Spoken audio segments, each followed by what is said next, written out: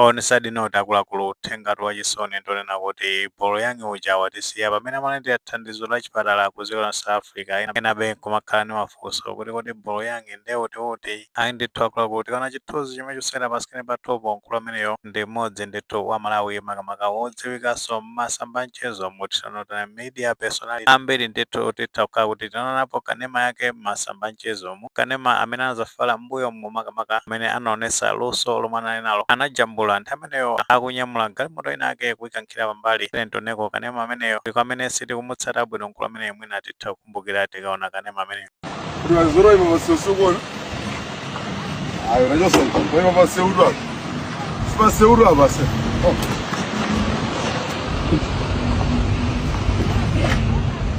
Kama najua sio bwanjo jinsi yako fadi dusega.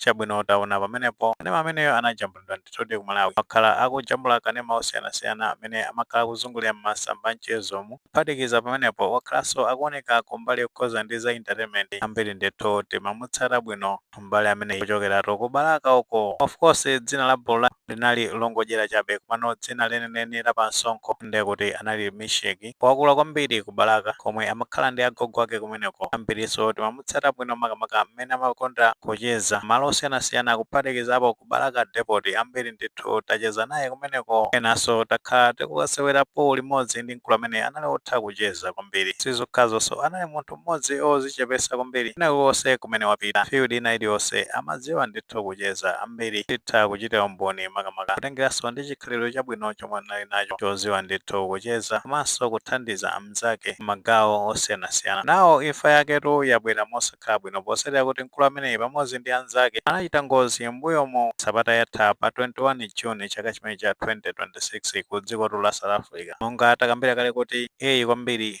mbuyomo anali ku Malawi posatira zimenezo ndiye kuti anazasuntha kupitatu ku dziko la South Africa kuyesa kusakasaka msipu kubiriwira kumeneko ndi ambiriso timakhala tikumuona m'masamba mchezomu naso takhala tikulumikiza naye ndithudi mbali amene ndeno ku dziko la South Africa wakhalanso akuthamangathamanga ndi anzake ena mwa iwo ndiye kuti anatisiyanso posatira ngozi imeneyo chifukwa kuti anachita limodzi ndi anzake amenewo. Ngozi imeneyo inachitika ali limodzi ndi anzake amenewo anthu ake ndiye kuti anali ngati G-Wise ambiri G-Wise tikumutsata bwino ni mmodzi mwa anthu amene ali otchukanso m'masamba mchezo makamaka pa Facebook komanso ku TikTok. Andinso mgalimoto ameneyo ndiye kuti munalinso mnzake amene anatisiyanso mkulu ameneyo ndiye kuti timamudziwa ambiri ngati somehow content creator chifukwa amakhala akubwera kumafotokoza nkhani zokhuzana ndi mmene moyo wa ku South Africa ukhalira kuphatikiza pamenepo amakhalanso akuthandiza Amalawi makamaka nkhani zokhuzana ndi mapepala owathandizira kuti azikhala ku dziko la South Africa ambiri ndithu timamudziwa kuti malumalu choka pamenepo ndiye kuti mgalimoto ameneyo munatisiyanso msungwana wina amene dzina lake anali Tasha. Of course ngozi imeneyo inachitika pamene magayi amenewa anatengana tsiku limenelo la pa 21 kuti amafuna kukapanga stamp passport zawo andinso nthawi ameneyo asananyamuke jambula kanema uyu kuponyatu m'masamba mchezo mutale tingoona kanema ameneyo kenako tipitire ndi nkhani. Akunda muwashwa jani? Ine mwende ya ndi haramu. Mwene ndi haramu.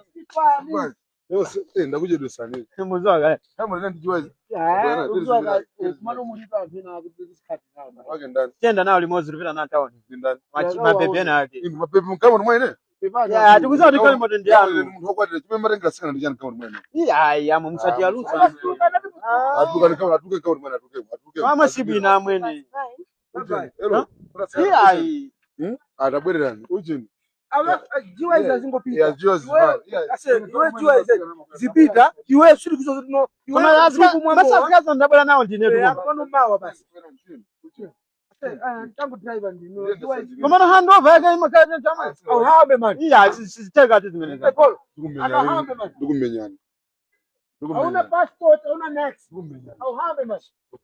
Kodi kungokula matupi musitocheze akazokhala ichi chabwino taona pamenepo kuyankhula napo ziwiri zitatu kuchitanso mwa drama yonjo pano osaziwa zoti tsiku limenelo ndiye kuti ndi limene anthuwa amasazika ulendoto unali omwewo after ndiye kuti atachita ngozi imeneyo ni zaketu zosakhala bwino awo ndithu anauyamba ulendo kupita kukapanga stamp passport zawo kuchoka kumeneko ndiye kuti galimoto imeneyo inachita ngozi titha kunanso zithunzi zake chomwe chikusera pasikeni pathupo galimoto yake ndiye kuti ndi imeneyo. Of course ngati itachitika ngozi imeneyo ndi kuti GYZ anapulumuka nthawi imeneyo anabweranso kuzapanga update yokhuza ndi ngozi imeneyo ambiri nkhani zake tinatsatira mmene zinakhalira. Posatira izi ndi pamene timazamva zonena kuti malumalu ndi kuti anatisiya pomwepo. Kuchoka pamenepo ndi kuti msungwana uyu Tasha nayenso ndi kuti anatisiya pomwepo. Amene anapulumuka anali GYZ chifukwa choti impact yake inali yochepa kwambiri. Zikuona kuti anali ndi minor injury andi atapita kuchipatala ndi kuti anangothandizidwa ngati outpatient. Komano Malemu Misheki amene ndi kuti anavulala za serious zomwe zinapangisa zoti ampange admit kuchipatala kumeneko ndiye wakhalako ndithu kapa nthawi ambiri takhala tikumva mauthenga ake takhaso ambiri tikumekeza mapemphero kuti chisomo cha Mulungu chimuchize. Komano mwachisoni ndi pamene kubwera uthenga umenewu kuti